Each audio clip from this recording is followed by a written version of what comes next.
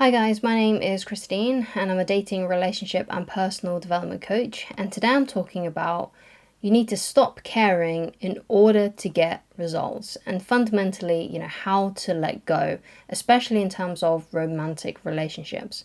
So basically, in order to stop caring, in order to actually truly let go of someone, you basically need to find something in your life that has more meaning to you than that person. So this could be another person, because although I don't really condone it, because I feel like if you've been in a long-term relationship, you need time to heal from a relationship. But one of the best ways, I have to admit, to get over someone is to actually find someone else. So you can put your romantic attention on someone else. But like I said, it's important to have time alone before you get into something new, so you can fully heal and develop from that relationship.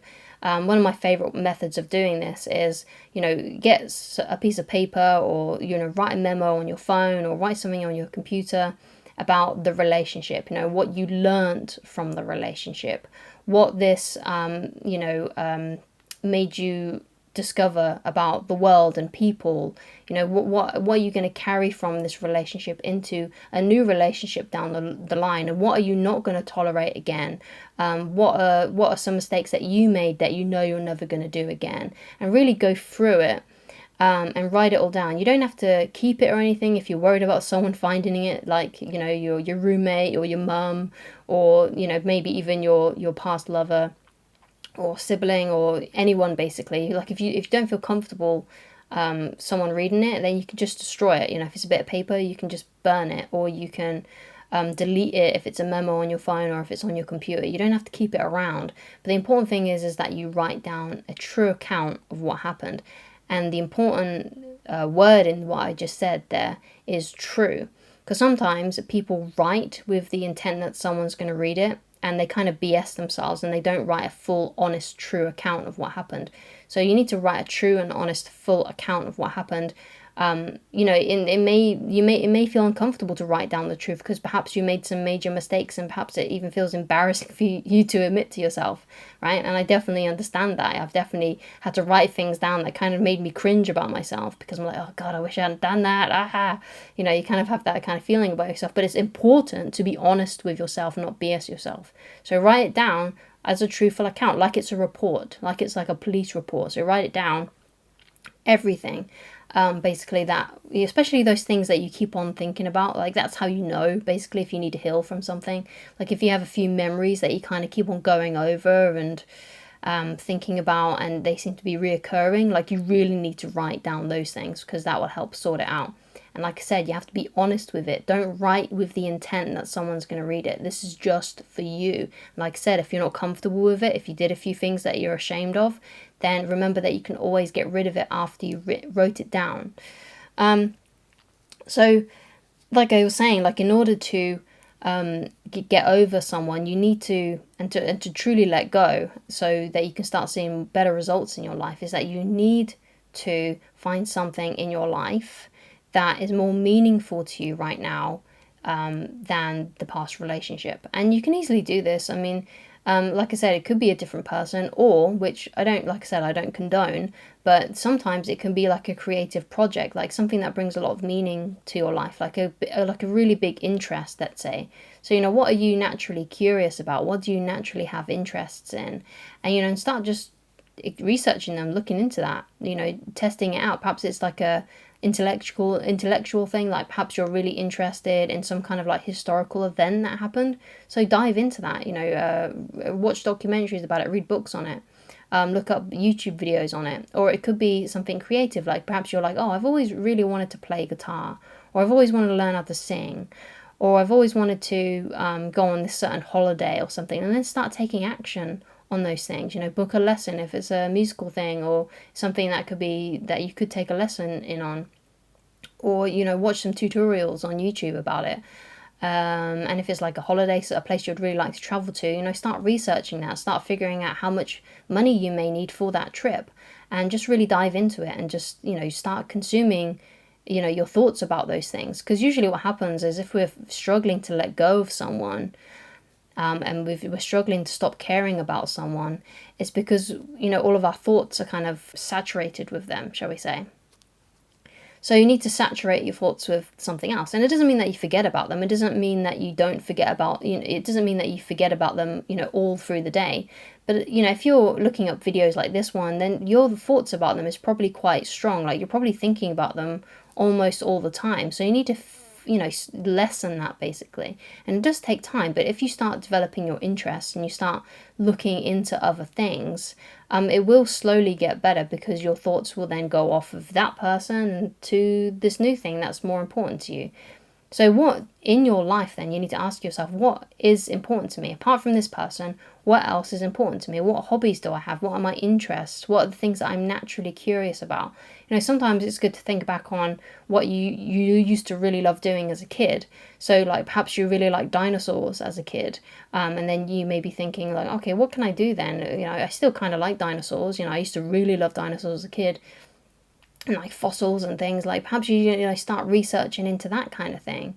Or it could have been something that you did, like perhaps your parents told you like, oh yeah, you're really scientifically minded, and they may have noticed that about you. So then you like, okay, well maybe that's something I should be looking into, that this scientific, something I used to really love doing as a kid, like all this science stuff, like maybe I need to research into that as well.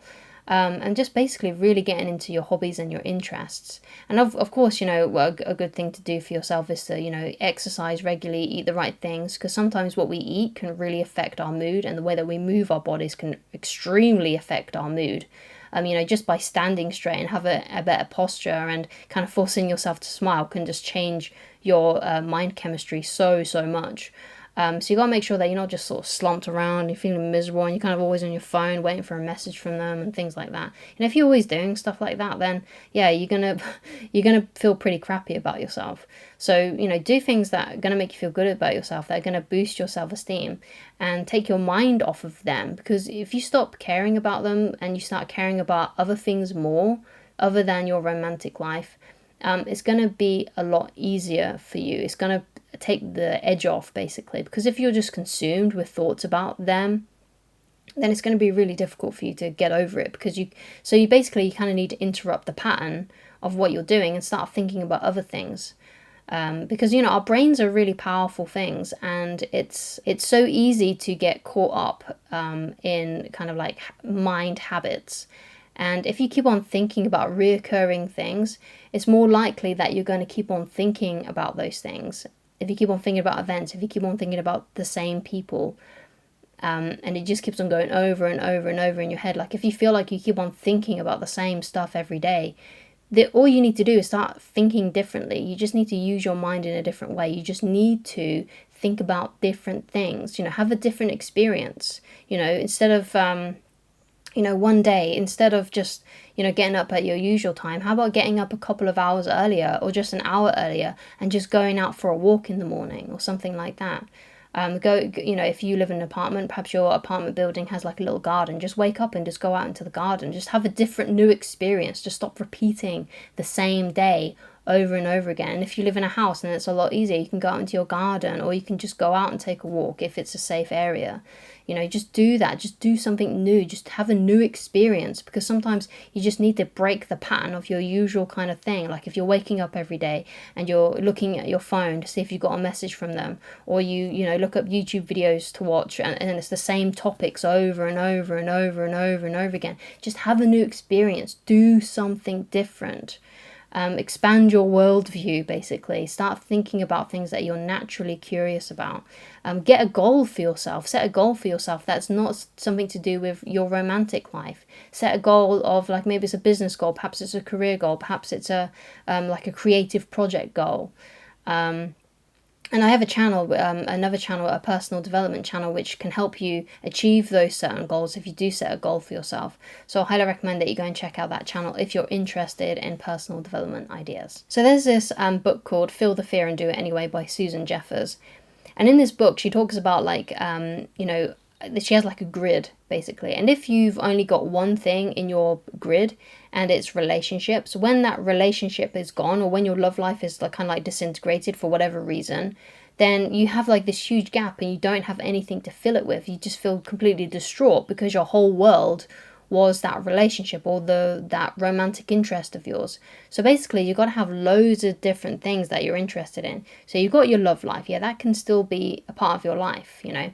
And then you've got your interests, you've got your hobbies, you've got your work, you've got your family, you've got your career. You know, you have all these, have lots of different areas of your life that you're focusing on, and not just one. Because if you've just got one and that one thing is your love life, when something goes wrong in your love life, then your whole life is going to collapse. Which is why it's important that you have lots of different areas of your life that are important to you, that bring you a lot of meaning. Because if you've only got one, your life is just going to fall apart when that thing goes to hits the fan, basically. So have lots of different things in your life. You can have a full kind of schedule. Like maybe you go and see your friends on a Friday night.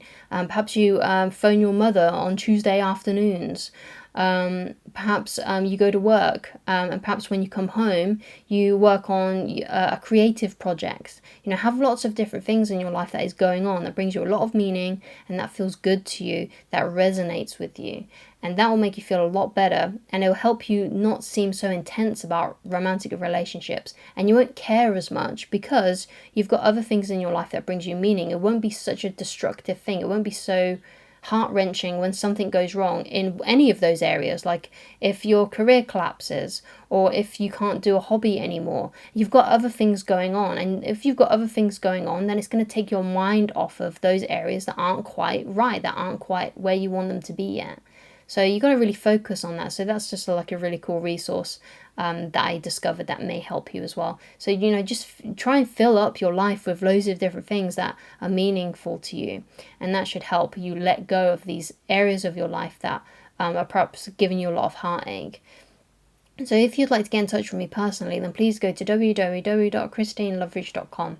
Thank you so much for watching, and I shall talk to you again very soon. Goodbye.